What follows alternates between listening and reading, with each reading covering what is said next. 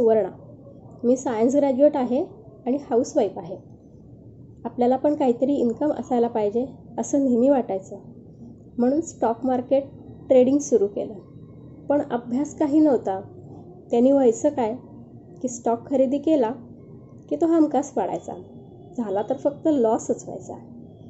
पण एकदा माझ्या दिरांनी मला अविनाश सरांबद्दल सांगितलं. सरांना भेटले, सरांचा क्लास सुरू केला. सरांनी 2-3 सेशनमध्येच इतका छान कॉन्फिडन्स दिला. आता मला छान कॉन्फिडन्स आहे. मी छान सक्सेसफुली ट्रेडिंग करू शकते आणि आता योग्य पैसेही कमवायला लागले. Thanks to Avinash sir.